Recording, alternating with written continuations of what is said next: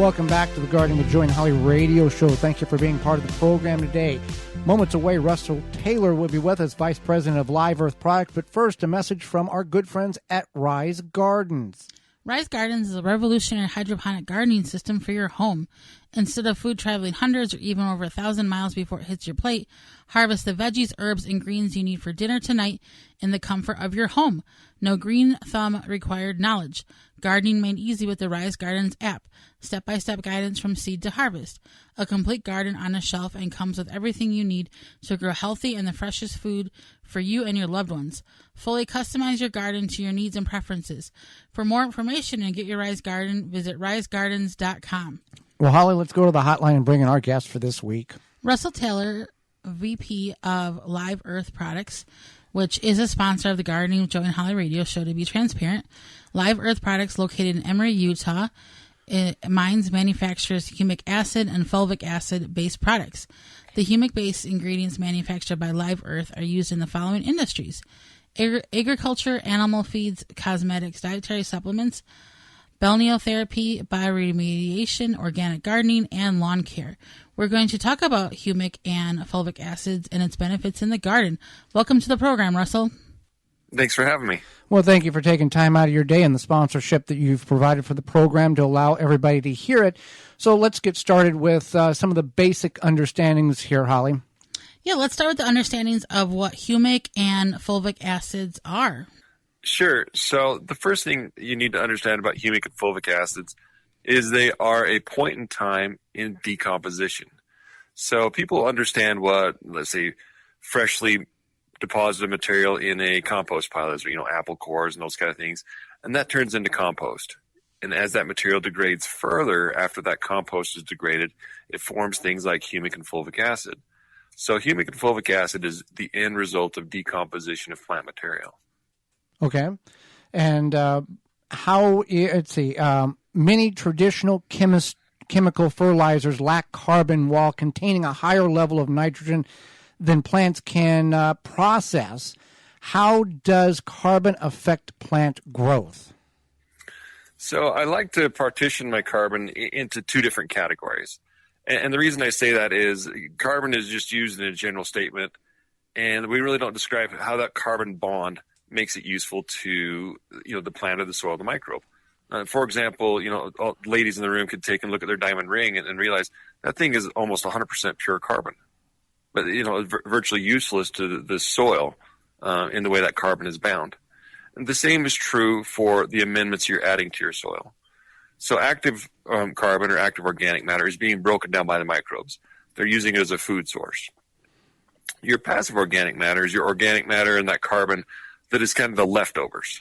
It hasn't gone through that process of turning into coal and then diamonds. It's somewhere in the middle. So that carbon, it kind of acts as a shelf space in the soil. It helps your soil hold, store, and exchange nutrients. So typically when you're in your soil classes at the university, they talk about carbon and nitrogen ratios and how they're important. Well, in practice, most people will know how much nitrogen they use, for a growing season. Let's say, for example, a lawn owner will put down 3 pounds of nitrogen per 1,000 square feet annually. But what do they do for their carbon? And that's important because the carbon in the structures of humic and fulvic acid helps store nutrients. And so typically when you're adding high amounts of nitrogen fertilizer without sufficient organic matter and humic and fulvic acid to store them, that nitrogen is lost. Now, nitrogen is quickly converted into a gas or into compounds by the microbes that is leached away from the root profile. So by adding humic acids with your conventional fertilizers or even organic fertilizers, you're actually giving that plant a longer opportunity to use that nutrient. And I can give you one quick example. The Rose Bowl Stadium, Live Earth Products is a partner with the Rose Bowl Stadium in Pasadena. Now, the Rose Bowl Stadium is actually constructed on a silica sand base, which is very highly leachable. It allows them to grow that very beautiful grass, but like a golf course green, but they have a hard time with nutrient retention.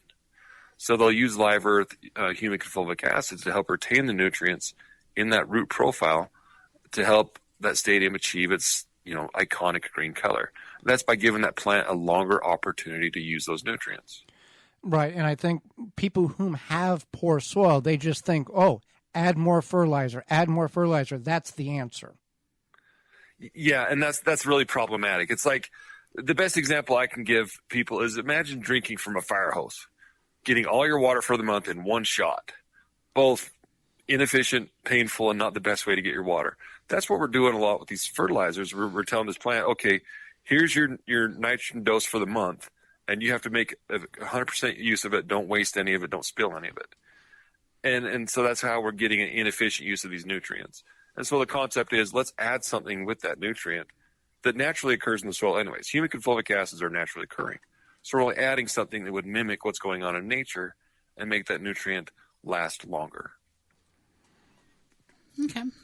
So how does humic and fulvic acids benefit a regular gardener with their garden soil? So the nice thing about humic and fulvic acids is they're not exclusive to conventional growers or organic growers. In the end, humic and fulvic acids are the base of any soil organic matter. When you talk about soil organic matter, people say, oh, we got low organic matter, high organic matter, and they just move on. They don't talk about the components of organic matter and how it's beneficial. So humic acid is that passive fraction of your soil organic matter that holds and retains nutrients. It also creates structure in your soil. So imagine the caramel in a nut roll, right? It causes kind of things to kind of clump together. The same thing is true with some of the humic and fulvic acids. They kind of make these crumbly, loose soils. And that crumble in the soil that's kind of aggregated together creates a home for microbes. It creates space for water, oxygen, nutrients, all of those things you're trying to encourage in your garden soil anyways. And by increasing that porosity in your soil, you're actually retaining water and facilitating microbial activity. So those are all the things you wanted to occur in your garden anyways. When you kind of speed up that process, create homes for microbes and those kind of things, all of a sudden you get more roots, more opportunity for a plant to absorb nutrients, bigger, better fruit, and a happier gardener. And one thing that I do enjoy about the Live Earth products is that it's made in America. It's mined in Utah. It's not shipped over from some country, and they're getting the benefits of our dollars, and it's not staying in the United States. Yeah, so the Live Earth Products was founded by my father in the early 80s. So a family business. We mine and manufacture these deposits in Utah. The deposit we mine is, think of it as an ancient compost pile, 75 million year old leaf pile. All that plant material is just stacked up here in the desert, hidden under the rocks in Utah. You wouldn't have known it if you were flying by it. Yeah, so American made, proud to be a family business and a small business. We're not a large corporation. How did your father find this deposit? Was it by accident, or was there a scientific, like, I know it's here and I just got to find it type of thing? He was working with a group of people, and they were looking for tar sands and oil shales. It was part of the Superfund money in the 80s. So he was a contractor for mining. They found our deposit. They said, wow, it's not what we're looking for. It might make a fertilizer or something. And they moved on. And my dad's like, hey. And so he placed a claim, and that's our family story. Wow. So how long, or is there a different way to apply the humic and fulvic acids in a garden or a yard versus something like a field? Yes. So humic and fulvic acids can be found in two forms. They can be a granular form or a liquid form. So I use these two tools differently. So let's say, for example, you had a newly established garden where you had an opportunity to kind of till these things into the soil and work them in before you planted your garden or established a new lawn. That's the ideal opportunity to get the granular material in the ground. And let's say, for example, you've already got your plants in the ground, or you've got this heirloom rose that you want to just give it a nice dose of love and boost and kind of improve the soil without digging it up and working things in the soil. That's when the liquid application becomes more useful. So they're kind of tools we use differently. When I was an applicator, I did lawns professionally while I was in college, and the number one tool I went to was my granular humate to begin the season. And then later on in the season, I would actually use the liquid humic acids with my fertility. So I would use that in conjunction with my nutrients to make them last longer. Now, your question was kind of, what's different between the farm and the home gardener. And there's not much because you're kind of using the tool the same way. The farmer's actually using this. Our university testing has shown that adding humic acid with the nutrient will help it last longer in the farmer's fields.